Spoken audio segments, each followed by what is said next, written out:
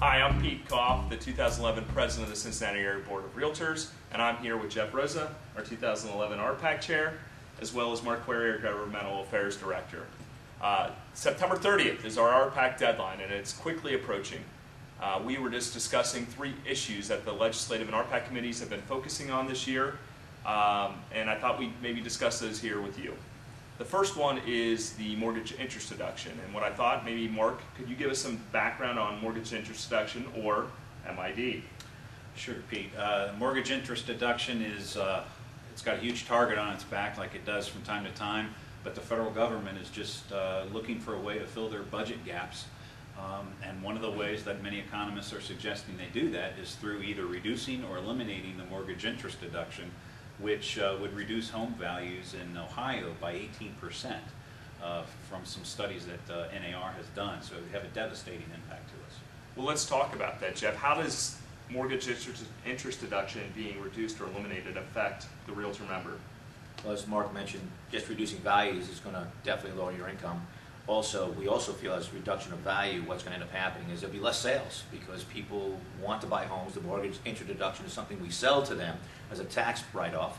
So take that away, we expect about a 20% decrease in your income, which means on a $30,000 producer, you've just lost $6,000.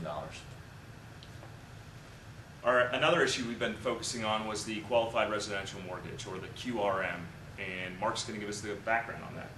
The QRM is a qualified residential mortgage. It's a byproduct of the Dodd-Frank legislation that was passed in 2010. And that was a huge financial overhaul of the entire financial system, if you will. But the QRM, a qualified residential mortgage, is a narrow definition, as it stands now, of what a buyer would have to have, whether they have to have certain credit rating, or, and this can be extremely devastating to the industry, if they have to put, say, 20% down. And you can imagine how that would freeze the market for a lot of potential buyers. Well, Jeff, let's talk about that. What happens if the interpretation comes out that 20% down is a qualified residential mortgage? What's that do? It would be brutal. How many of you have people right now that could put 20% down? Sellers are selling, and they're selling lower values. They're not having the equity. So putting 20% down would be just painful to the whole industry. No less than a 20% reduction in your income, in my feeling on that, and others as well. So again, that $30,000 producer, you're looking at losing another $6,000 in income if they go to that 20% down. Well, those are 2 issues that we focused on that are still to be decided. One issue that our committees focused on was the Cincinnati property tax rollback, and we can consider this a success. We have a victory. Mark? Yeah, absolutely, Pete. The Cincinnati property tax rollback was started in '99. The Cincinnati Area Board of Realtors was instrumental in getting that started, and we've been able to continue that every year since 1999. As a matter of fact, we did just have a recent victory back in June. Council voted 5-4 to continue that rollback policy, which has resulted in about $80 to $85 million property tax relief to Cincinnati property owners. Well, let's talk about the success. Jeff, what does the success and the victory mean for not only Cincinnati property owners, as Mark said, but also for realtors that sell inside Cincinnati?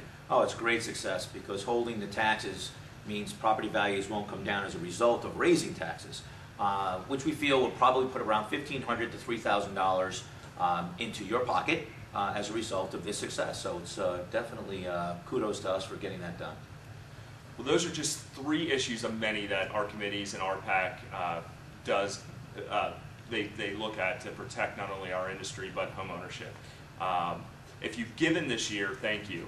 You've invested into your way of life. If you have yet to give and need to know how to give, Mark, how do you give to RPAC? Sure, Pete. And yeah, I mean, every dollar is very much appreciated and put to use. But you can just go to the cabr.org website. Go to the upper right-hand column where your corner where you see member log on. Click on that, enter your member logon ID and your password. You'll go to the member services menu and you'll see make your RPAC contribution here, and you can enter the amount that you would like to contribute. Great. Well, thank you for your time. September 30th is our deadline. I hope you'll invest in RPAC as it does protect home ownership and your way of life.